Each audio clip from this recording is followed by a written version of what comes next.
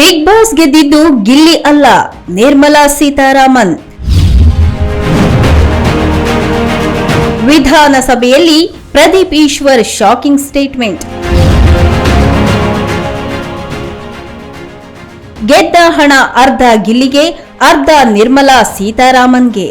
Big boss 12ನ್ನ Gilli ನಟ ಗೆದ್ದಿದ್ದು ಊರ್ ತುಂಬಾ ಫೇಮಸ್ ಆಗಿ ಊಹೆಗೂ ಮೀರಿದಂತಹ ಅಭಿಮಾನಿಗಳನ್ನ ಜೊತೆಗೆ ಜನಪ್ರಿಯತೆಯನ್ನ ಗಳಿಸಿರೋದು ಎಲ್ರಿಗೂ ಗೊತ್ತು.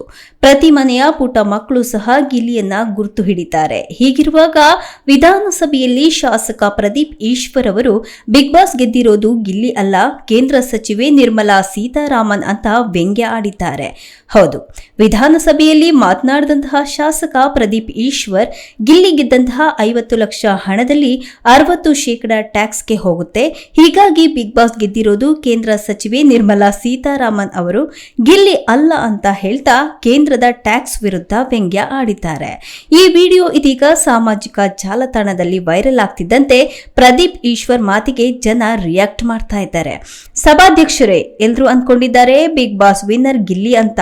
ಆದ್ರೆ ನಾನ್ ಹೇಳೋದಕ್ಕೆ ಇಷ್ಟಪಡ್ತೇನೆ, ಬಿಗ್ ಬಾಸ್ ವಿನ್ನರ್ ಗಿಲ್ಲಿ ಅಲ್ಲ, ಕೇಂದ್ರ ಹಣಕಾಸು ಸಚಿವೆ ನಿರ್ಮಲಾ ಸೀತಾರಾಮನ್. ಯಾಕೆ ಅಂದ್ರೆ ಕೊಟ್ಟಿರುವಂತಹ 50 ಲಕ್ಷದಲ್ಲಿ %18 GST, %30 ಆದಾಯ ತೆರಿಗೆ, %4 ಸೆಸ್, ಹೀಗೆ ಗೆದ್ದ ಹಣದ %52 ನಿರ್ಮಲಾ ಸೀತಾರಾಮನ್ ಅವರಿಗೆ ಹೋಗೋದ್ರಿಂದ ನಿಜವಾದಂತಹ big boss winner Nirmala Sitharaman ಅವರು ಅಂತ ನಾನು ಹೇಳೋದಕ್ಕೆ ಇಷ್ಟಪಡ್ತೇನೆ ಅಂತ ಹೇಳಿದ್ದಾರೆ.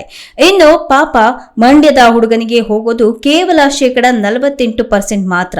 ಅಂದ್ರೆ ಈ ತೆರಿಗೆ ನೀತಿ ಹೇಗೆ ಜನಸಾಮಾನ್ಯರಿಗೆ ಸಮಸ್ಯೆ ಮಾಡ್ತಾ ಇದೆ ಅಂತ ನಾನು ಹೇಳ್ತಿದ್ದೇನೆ. ಈ ರೀತಿಯಾಗಿ ಪ್ರದೀಪ್ ಈಶ್ವರ್ ಅವರು ವಿಧಾನಸಭೆಯಲ್ಲಿ ಮಾತನಾಡಿದ್ದಾರೆ. ಇತ್ತೀಚಿನ ದಿನಗಳಲ್ಲಿ ಎಲ್ಲರೂ ಅನ್ಕೊಂತಾ ಇದ್ದಾರೆ ಬಿಗ್ ಬಾಸ್ ವಿನ್ನರ್ ಗಿಲ್ಲಿ ಅಂತ. ನಾನು ಹೇಳಕ್ ಬಯಸ್ತೇನೆ, ಬಿಗ್ ಬಾಸ್ ವಿನ್ನರ್ ಗಿಲ್ಲಿ ಅಲ್ಲ, ನಿರ್ಮಲಾ ಸೀತಾರಾಮನ್ ಮೇಡಮ್ ಅವರು. ಸಭಾಧ್ಯಕ್ಷರೇ, ಕೊಟ್ಟಿರೋ 50 ಲಕ್ಷದಲ್ಲಿ 18% GST, 13% ಇನ್ಕಮ್ ಟ್ಯಾಕ್ಸ್, 4% ಸೆಸ್. ಇನ್ನು ಈ ವಿಡಿಯೋ ಈಗ ಸಾಮಾಜಿಕ ಜಾಲತಾಣದಲ್ಲಿ ವೈರಲ್ ಆಗ್ತಾ ಇದ್ದು, ವಿಡಿಯೋ ನೋಡಿದಂತಹ ಒಬ್ಬರು ನಿಮ್ಮದೇ ಸರ್ಕಾರ ಇದೆ, ರಾಜ್ಯ ಟ್ಯಾಕ್ಸ್ ಕಡಿತ ಮಾಡಿಬಿಡಿ ಅಂತ ಕಾಮೆಂಟ್ ಮಾಡಿದ್ದಾರೆ. ಕೆಲವರು ತಲೆ ಇಲ್ಲದ ಭಾಷಣ, ಇನ್ಕಮ್ ಟ್ಯಾಕ್ಸ್ ಎಲ್ರಿಗೂ ಸಹ ಬೀಳುತ್ತೆ, ಗಿಲ್ಲಿ ಏನ್ ಮೇಲಿಂದ ಬಂದವನ ಅಂತ ಪ್ರಶ್ನೆ ಮಾಡ್ತಿದ್ದಾರೆ.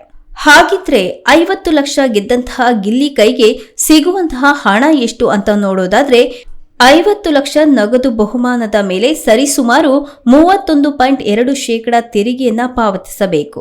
ಇದರ ಪರಿಣಾಮವಾಗಿ ಸುಮಾರು 15.6 ಲಕ್ಷ ರೂಪಾಯಿ ಕಡಿತ ಆಗುತ್ತೆ. ಒಟ್ಟು ಕಡಿತ ಆದಾಯ ತೆರಿಗೆ ಇಲಾಖೆಯ ಸೆಕ್ಷನ್ 194B ಅಡಿಯಲ್ಲಿ 30% ಆದಾಯ ತೆರಿಗೆ ಹಾಗೆ 4% ಸೆಸ್, ಅಂದ್ರೆ ಒಟ್ಟು 60,000 ರೂಪಾಯಿಗಳನ್ನ ಇದರಲ್ಲಿ ಒಳಗೊಂಡಿದೆ. ಹೀಗಾಗಿ ಇದೆಲ್ಲ ಕಡಿತಗೊಂಡು ಅವರಿಗೆ ಸುಮಾರು 34.4 ಲಕ್ಷ ರೂಪಾಯಿಯನ್ನ ಮನೆಗೆ ತೆಗೆದುಕೊಂಡು ಹೋಗೋದಕ್ಕೆ ಸಿಗತ್ತೆ.